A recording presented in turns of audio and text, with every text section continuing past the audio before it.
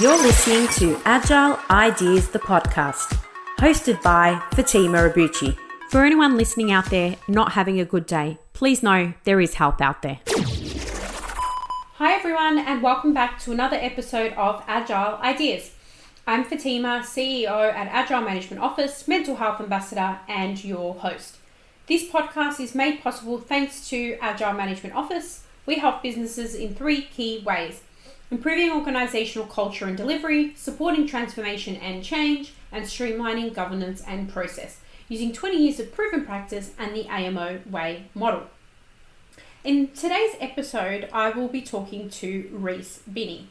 Rhys owns Rhys Binney, an advisory, coaching, facilitation, and wilderness experience business that specialises in the use of the wilderness and outdoor activities to build leadership, change, and strategy skills in organizations and individuals.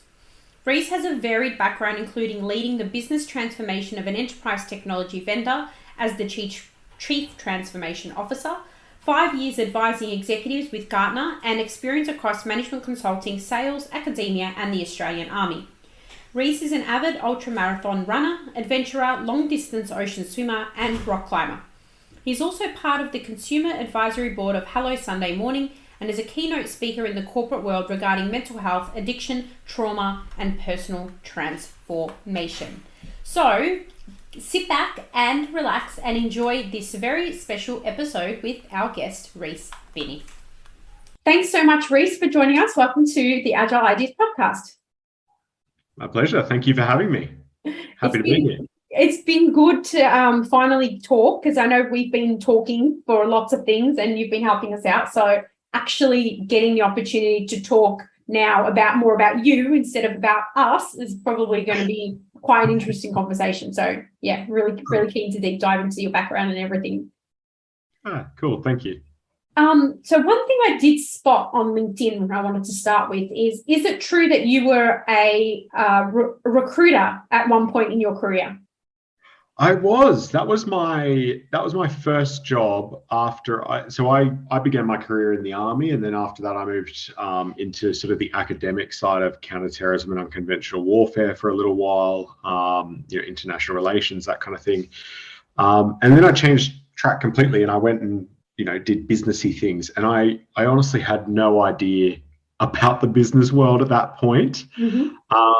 And I got a job with Hayes Recruitment, which recruitment itself was probably not the thing that would capture me long term, but I learned a tremendous amount in that role. And, I kind of got to actually understand how a little bit of the business world worked, because it was so foreign to me, first coming in. So, yes.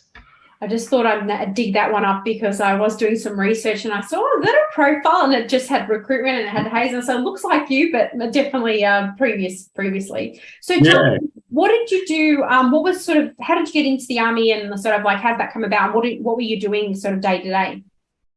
Yeah, I wasn't in the Army for a long period of time. I had sort of planned out probably a 10-year career path going in, and I signed up for 6 years and went into the Royal Military College at Duntroon.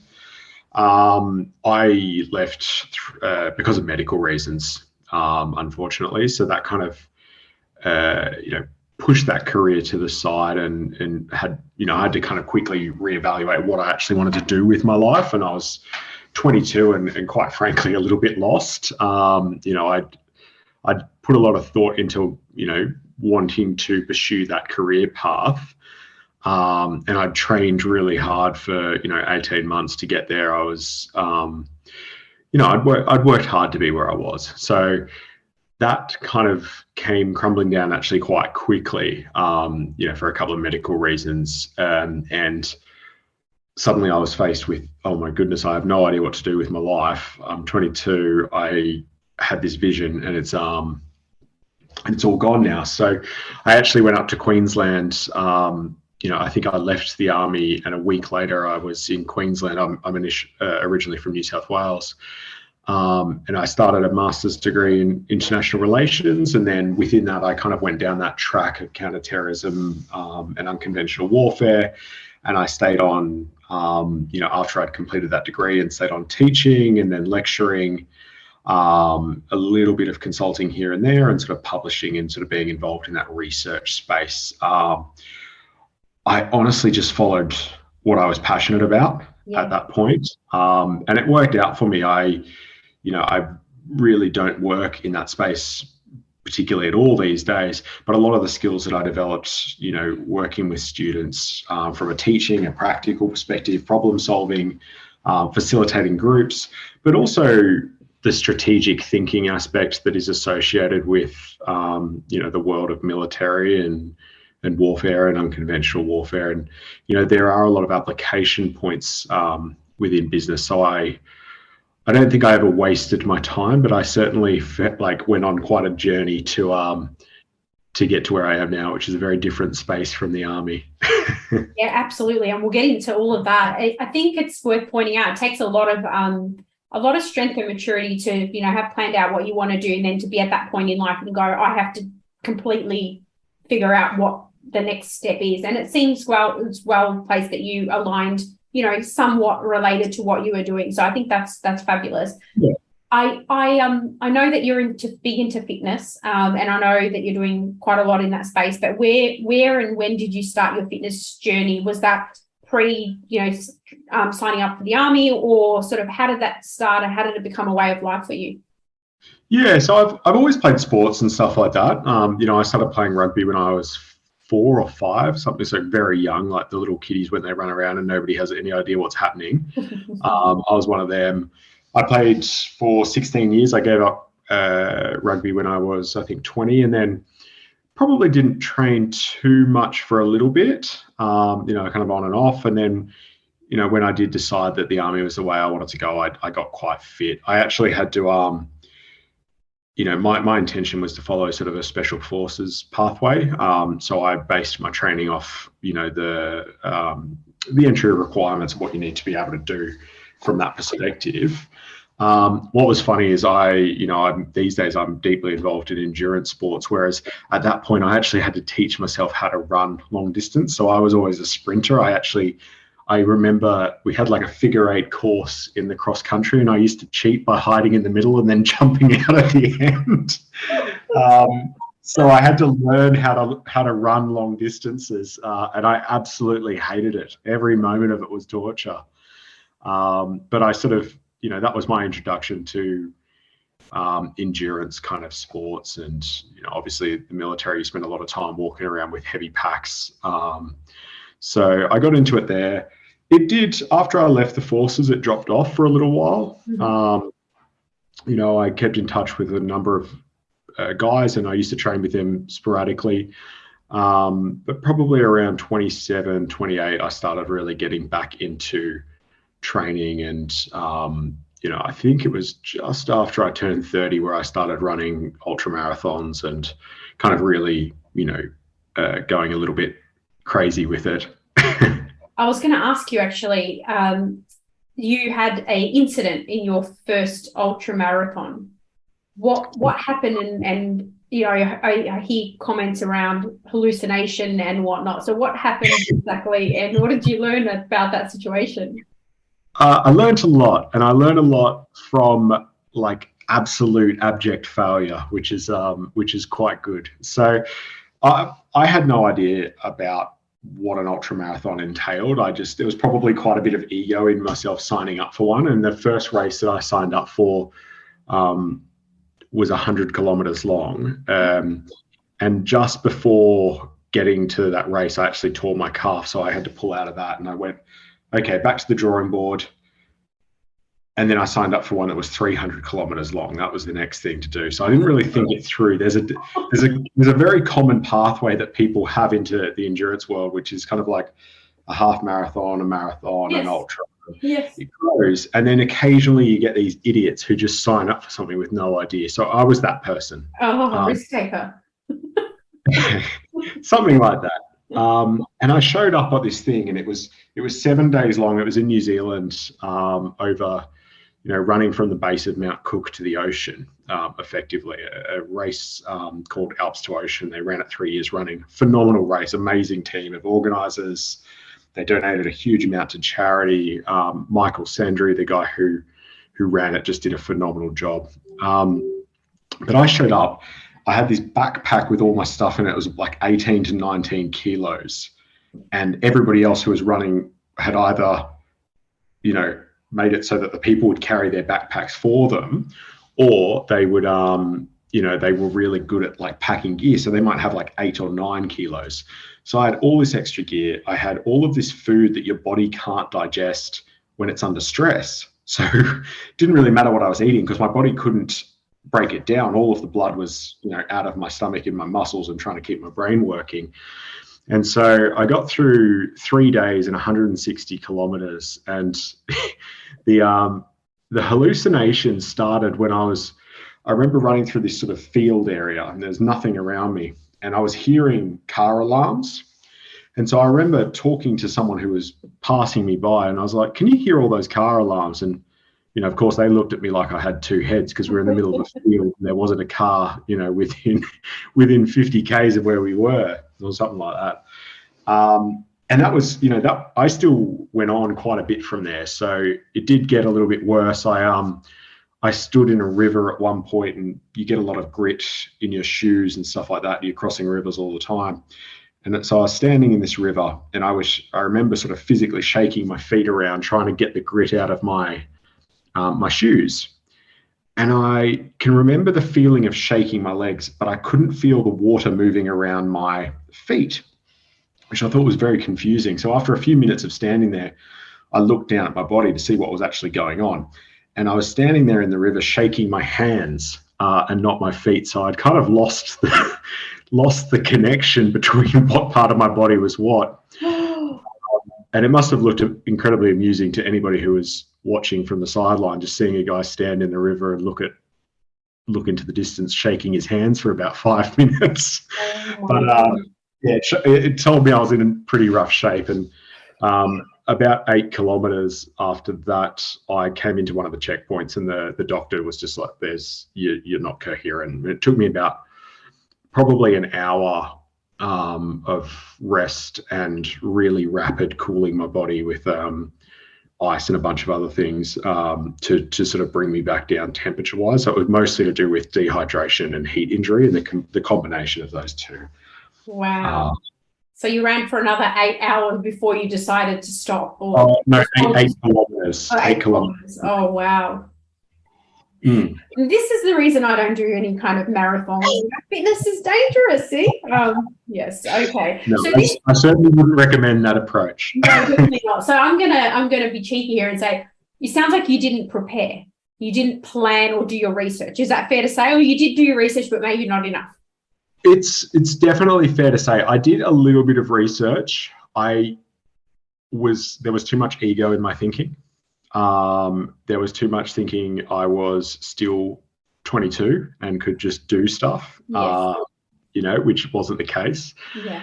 I actually think that because I was quite scared of it, I almost avoided dealing with the reality of what I'd actually signed up for and therefore didn't train, which is, I trained a little bit, but nowhere near the level that was required. And I certainly didn't conduct the level of research into my nutrition and hydration systems, the packing, all of that kind of stuff.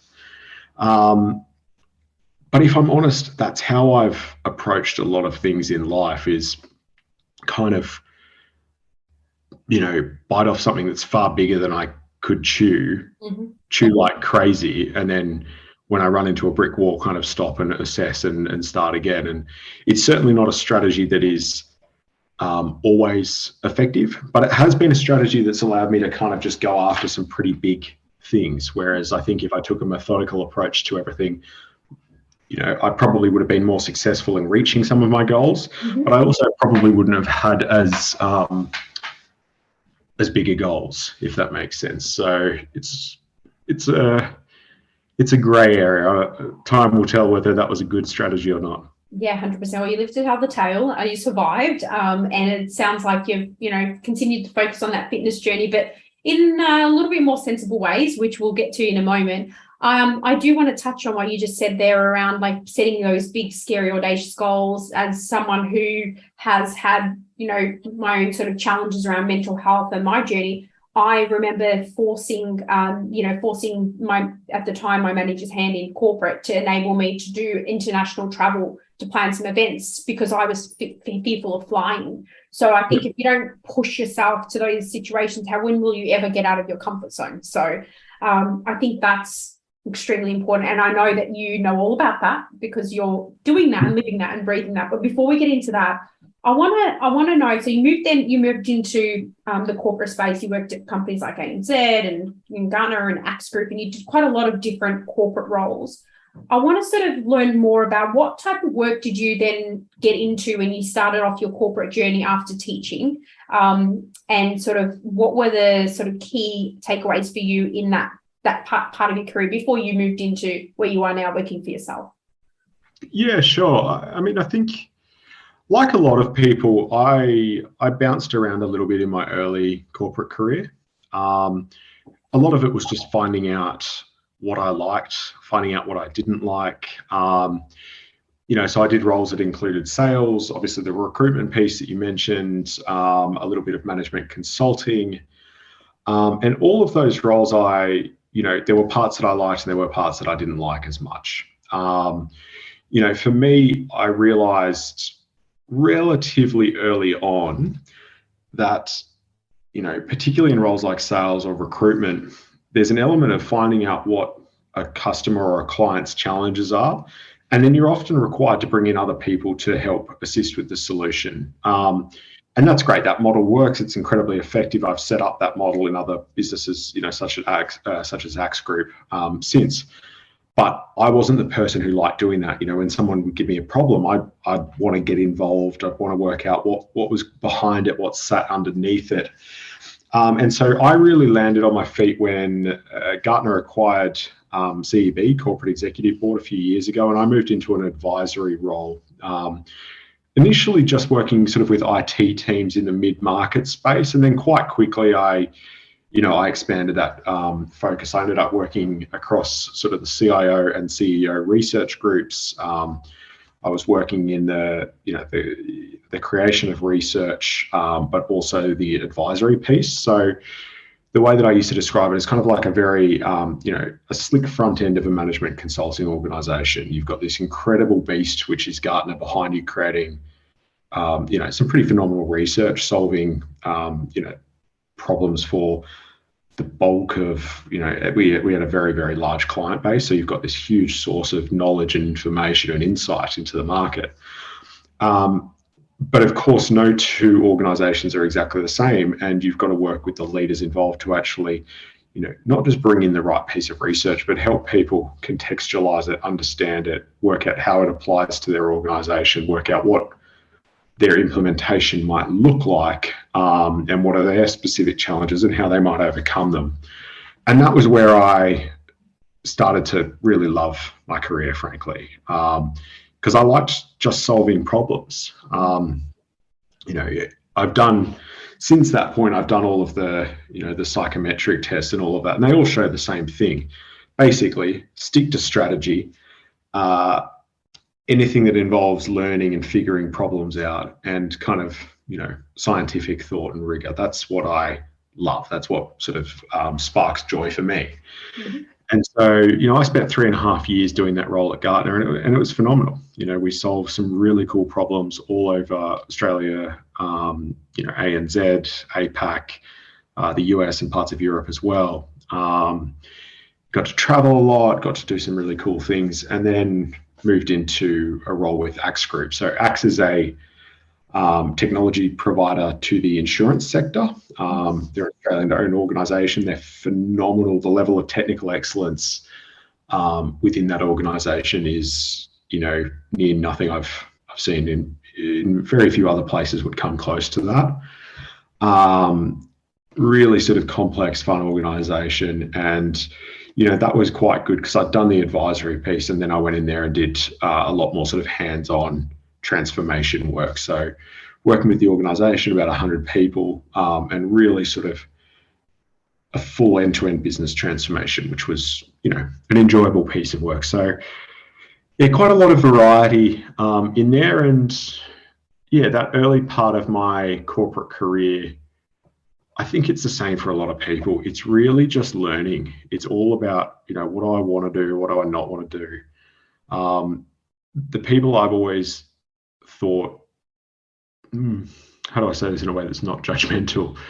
The people that I thought were missing out a little bit were the ones who found something that they didn't quite like, but just stayed with it anyway for 25 years because of the money or something like that.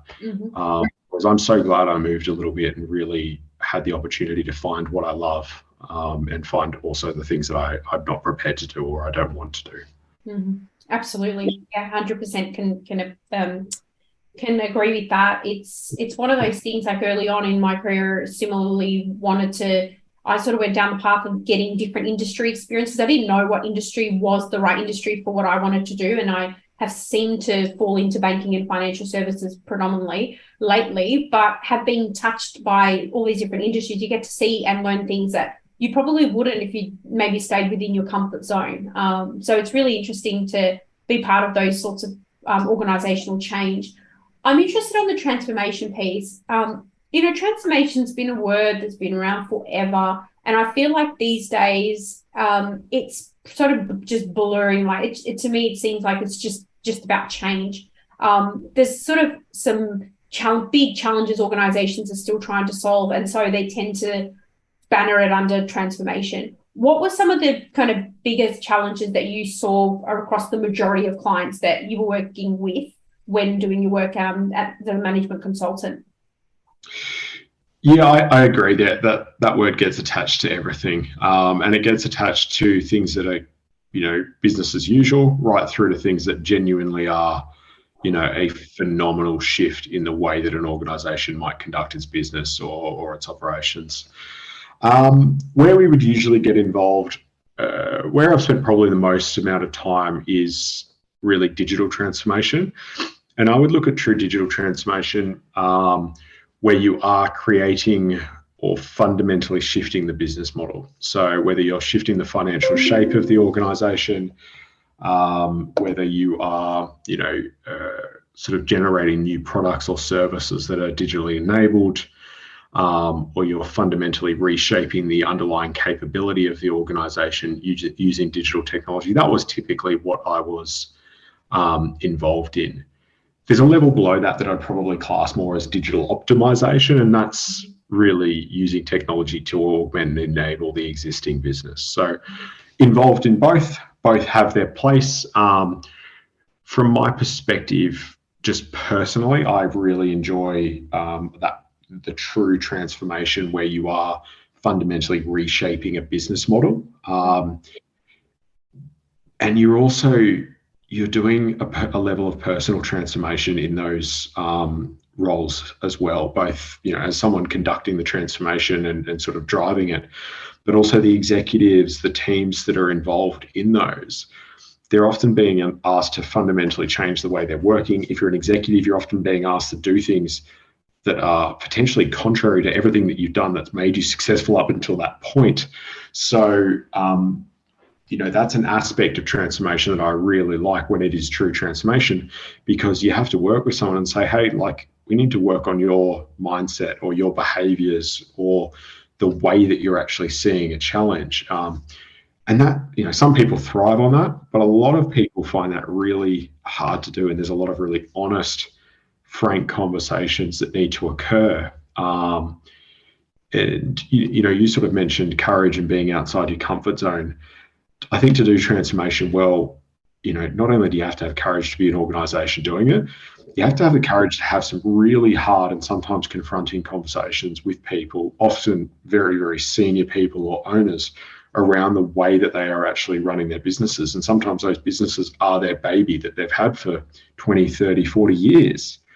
And I love that space, being able to do that in a way that is still kind and still constructive, is just really rewarding work. Yeah, it's a really a good case in point now with the whole rise of agile transformations, organizations moving to new ways of working or whatever sort of name they want to put on it now.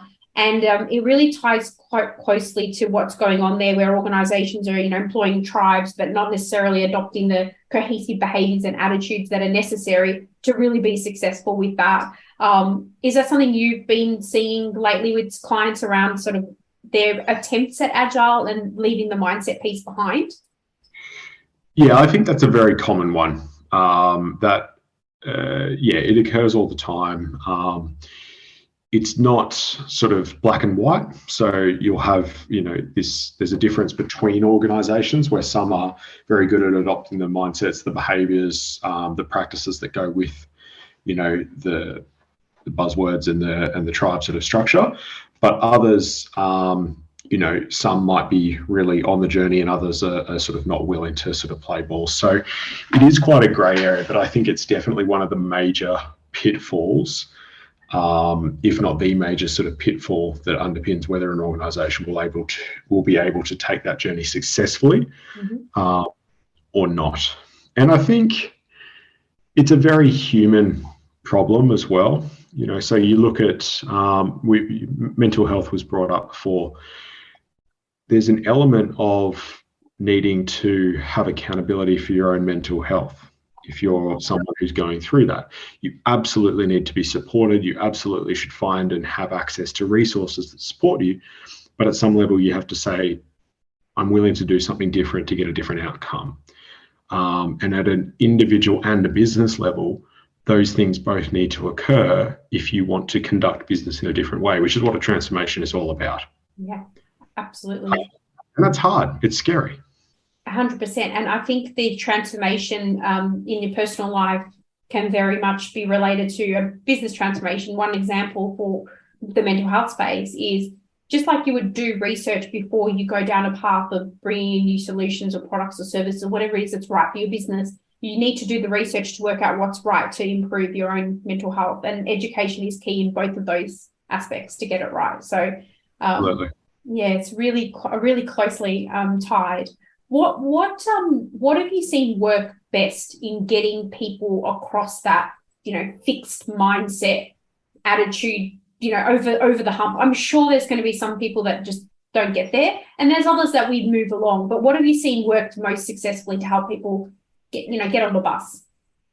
Yeah, absolutely. I mean, it's a very old and classic one, but robust leadership sponsorship is critical. We need leaders who will, they'll walk the walk, they'll talk the talk, they'll actually make the change themselves, and they will start rewarding behaviors that are in line with the new strategy. So quite often organizations will codify their values and principles as they go through a transformation.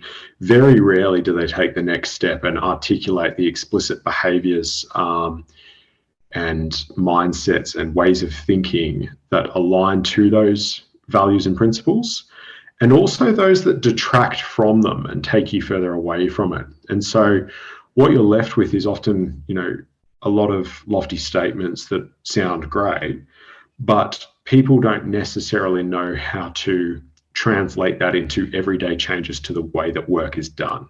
And one of the perennial challenges that I think always exists is executives take for granted the fact that they have a tremendous amount more time to work on, understand, ask questions about a strategic change.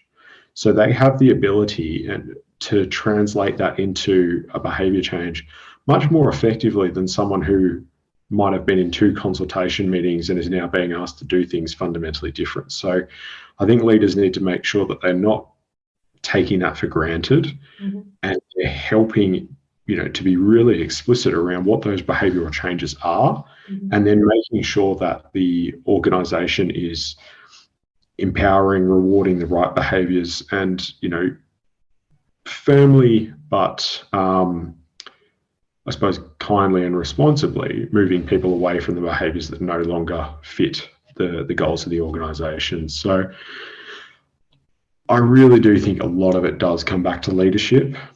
And then the rest of it is things like clarity, simplicity. We're moving from X to Y. I don't want 300 pages around what that looks like that's super complex. I want to understand that we're focusing on this now instead of this, and there's really clear reasoning for it. So the more you can simplify, the better. I love the kind of concept around the clarity. Obviously, leadership, 100% agree with you. It's the same with anything. We do a lot of things in the PMO space, and often people want to bring them in and there's no leadership support, which is part of the reasons why they fail. But on the clarity piece, something that's really interesting is we've taken, like if you look back at our career-wise, you see project management and how even today, those outside of traditional project management are probably struggle to kind of keep up with the concepts, people in human resources, people in finance, people in audit, etc. We already are trying to get them to get on the bus with project management 101.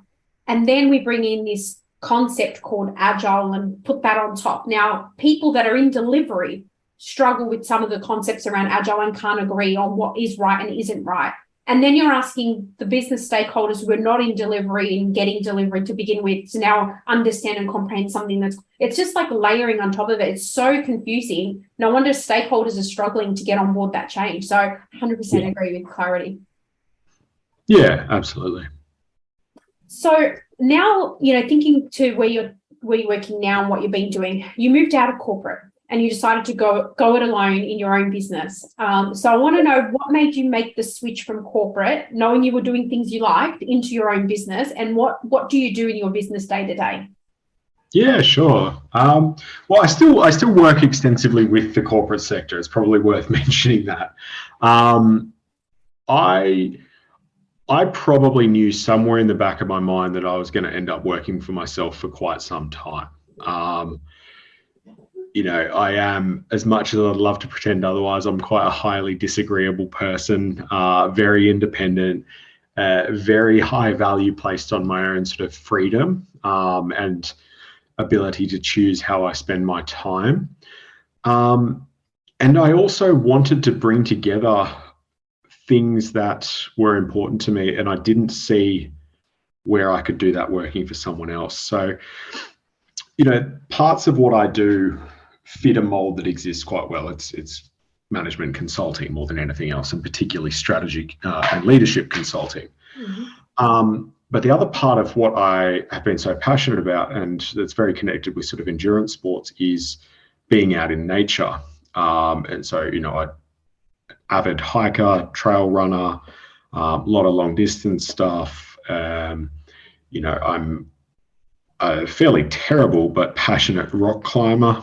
And one of the things for me, we talked about personal transformations.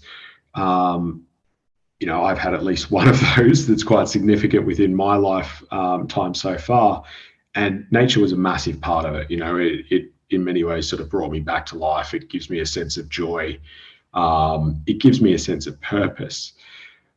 More importantly, lessons that I learned in that space have directly helped me in my business career and in working with others. So if you put in place a strategy based on, reading a map, and then you go and find that there's a river that's not on the map, you have to change your plan. You can't just go, well, my strategy says do this. And that's a great way to drown quite quickly. So you get this incredible tangible feedback that says you have to learn how to adapt. In essence, you have to be agile in the way that you think if you want to survive effectively in wilderness landscapes. And there's a huge amount of teaching in that space that's possible. You've also got high consequence environments where the risk is real. And so people can really feel that. So some of the things that, you can work on in that space are things like fear. We all have fears. We're all scared of different things typically. Some of them are quite universal though. And you can work on things like that in that space. So what I do now from a day-to-day perspective is I run a business that is blended. We do a lot of on-site stuff, a lot of, through the laptop stuff like you and I are doing right now, a lot of other firms, but we also blend that wilderness element. We specifically craft sort of immersive experiences that take leadership groups, teams, individuals, and groups that have just met for the first time into the wilderness and we build specific competencies that are typically related to transformation, leadership, and really just change in general. It's so unique and different. I've not seen anything like it in my career.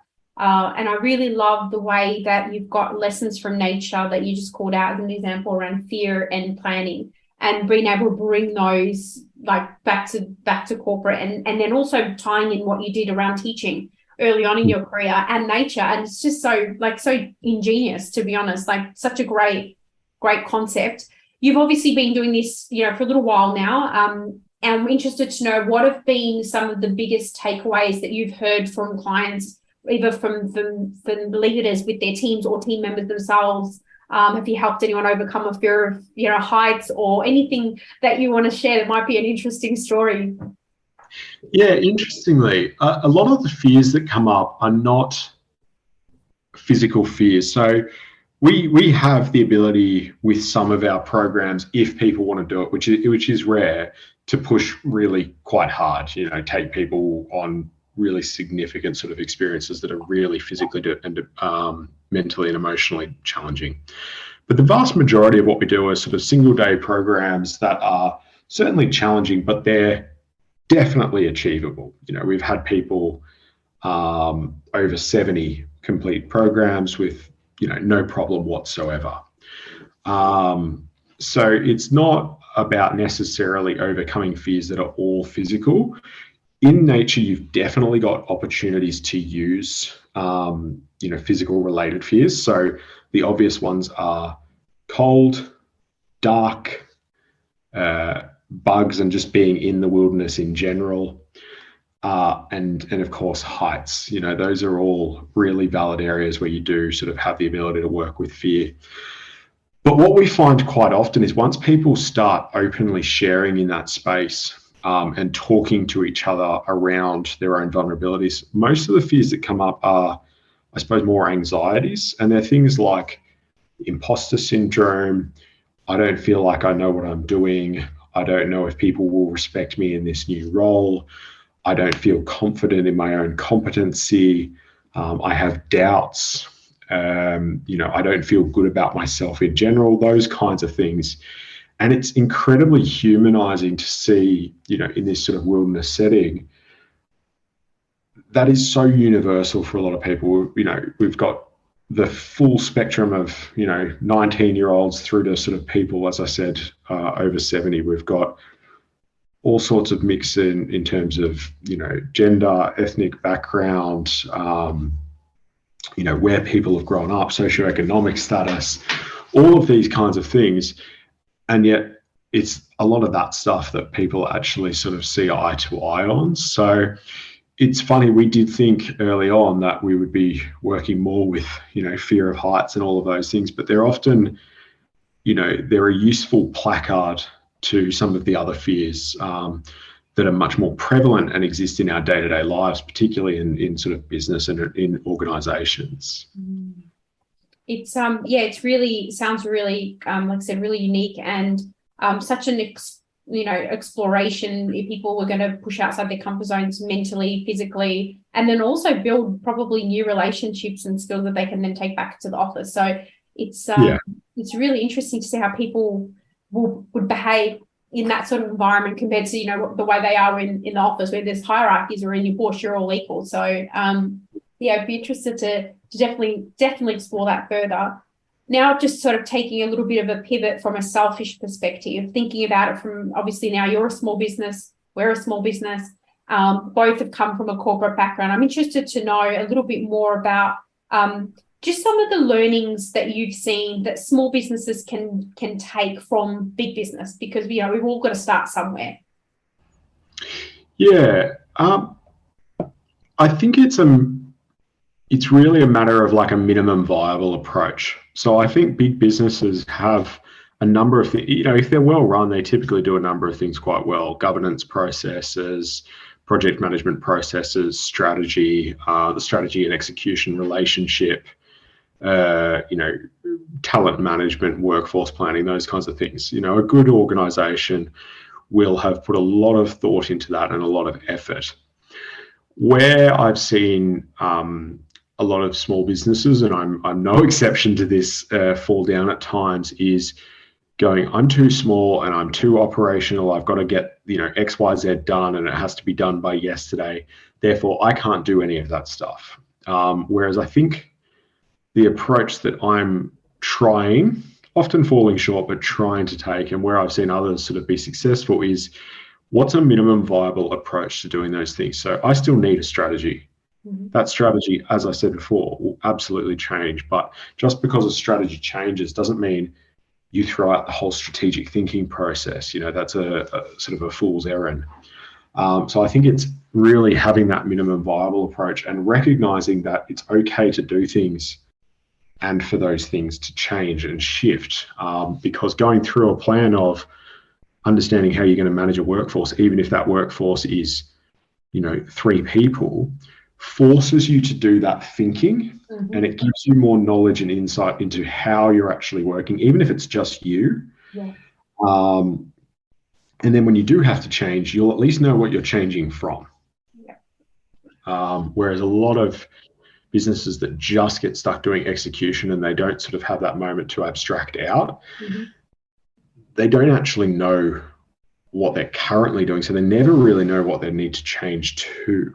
And I think that's an area where people sort of get a little bit stuck, particularly if they get stuck in their ways around that. That can be quite damaging particularly when you get to critical points of scale. Mm-hmm. So, when you go past 10 people, when you go past 50 people, you start to have these real issues that come up time and time again. And if you haven't had that discipline at the strategic level, mm-hmm. you're going to really struggle to build it at that point. Oh, 100%. I can concur with everything you've said.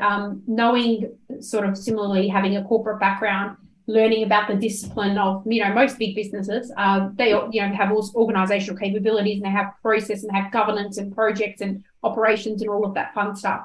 So having that, and then going into a smaller environment as a small business, I think you would agree we're probably at an advantage, because we actually understand the small business needs, as well as being able to connect it to the bigger picture, especially if you are growing a business that you want it to be a mid-sized, large business. You sort of know the path. But I think you're right. A lot of small businesses definitely spend a lot of time reacting to what's around them. And then by the time they need to scale up, it's really hard. It's actually much more complicated. So, I couldn't agree more with that. Yeah, absolutely. And there are differences as well. Obviously, when I first, Axe Group was the first smaller organization that I worked in. I'd advised a lot, but working in it was, and is to this day, very different. Feels different, and there are things that you just have to get used to that you don't, you don't have to deal with if you are in a beast of an organization. And particularly, the large organizations I've worked for are exceptionally well run, typically from a management perspective, and they're very highly structured and very effectively structured. And so there's definitely change, and some of that change is necessary. It's really, how do you, as you said, kind of flex between and take the best of both? How do I take the things that will go from corporate into small, and how do I take some of the small, business mindsets, which are incredibly entrepreneurial typically, mm-hmm. and move that into larger organizations or sections of larger organizations? So it is a two-way flow. Yeah, 100%. It's like saying that one of our customers says, it's the disciplines of big business, but the entrepreneurial spirit of a small business, and having both of those. It sounds, really cheesy, but it actually logically makes sense. And one of the things I think small businesses are extremely good at, compared to our big business counterparts, is being frugal with our spending. I often hear in big business, it's not my money, it doesn't matter, we'll just do this and we'll do that on this project and that project, because it's not their money. But when you're the business owner, my goodness, it's a different story completely. Yeah, absolutely. So I just wanted to touch on one more thing around the consulting space before we wrap up with some rapid fire questions. I am fascinated, obviously, with how consulting is evolving and changing over the years. And there's been a lot of shifts. I called out one around Agile lately, but what do you think some of the other bigger shifts are happening in the industry around consulting, do you think now and maybe in the coming years? I'm seeing a lot less work where there used to be a real piece in the industry where there was work that was, potentially big pieces of work, but really all you were actually doing was putting a rubber stamp on what the organization already wanted to do. And I'm seeing a lot less of that. There's a lot more people going, actually, we're paying you for your expertise. We want the new ideas and we want that to be actionable. So I think that will change parts of the industry. It will hit some firms more than others. But I do think that there is that real sort of pragmatic need coming through from a lot of organizations. And I don't see that reversing anytime soon, given the pressure that organizations will be under with the current financial climate and where that, some of the instability that exists there. So I imagine we're going to see a lot of focus on, practical. I need to be able to get something done from this strategy. I don't want 300, pages. I want to know exactly what I need to do, and I want it to be simple and effective. So I do see that trend continuing. It may be the space that I play within the industry, but I do see a bit more creativity and a bit more of a desire to think outside the box in terms of the types of consultants that are employed and their backgrounds, potentially a prioritization of people from operational backgrounds as well as people from unconventional backgrounds. I mean, if you look at some of the leadership consulting organizations out there, you've got a lot of ex-military, you've got a lot of people coming, you've got consulting firms coming up where people come from, anthropological backgrounds and stuff like that. So there's a bit more of that unconventional thinking coming in as well. And I think, at the end of the day, that represents diversity of thought as far as I'm concerned, which will, the more lenses that you can get on a business problem, the better. I'd rather pay money for multiple lenses on a problem than for, shiny suits and a single solution. I love the comment around rubber stamping. I was talking to an executive recently who had outlined to me that a lot of the time that they had the idea and the strategy around what they wanted to do, but the board or the SLT or the leadership team said, you need to pay whatever several $100,000 to effectively have a big brand consulting firm put the strategy for. And I still don't. I don't understand why. It's like, this is someone to blame if it doesn't go right. But it seems to be very common. But you're right, maybe there's a shift now, and hopefully there is, because it opens up doors for smaller businesses who have the ability to work in a really agile way and get more done, value for money.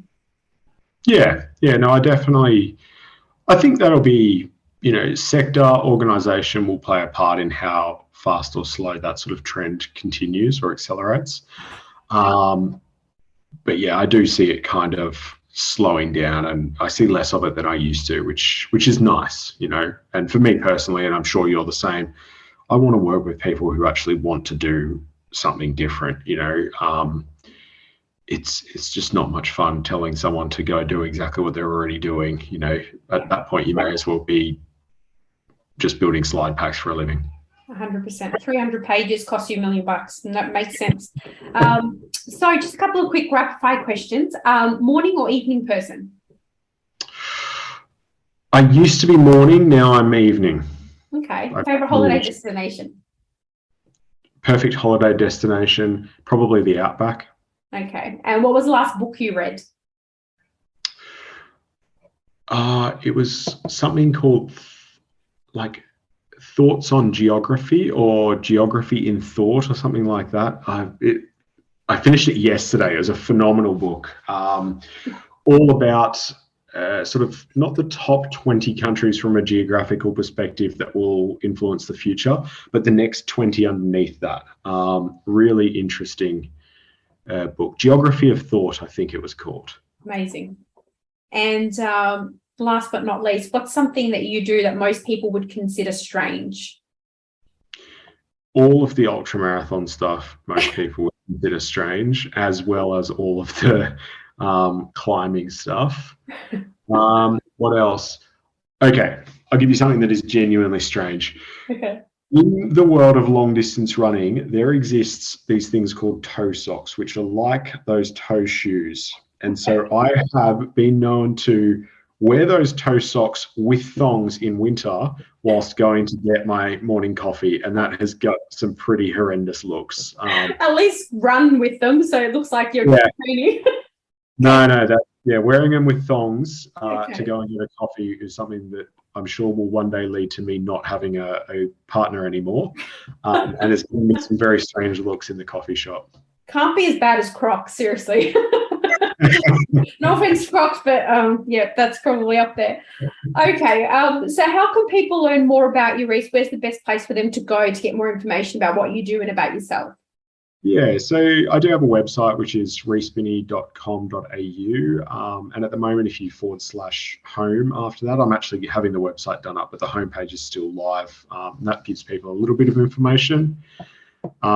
Rhys Binney, which is RHYS, and then BINNEY on LinkedIn.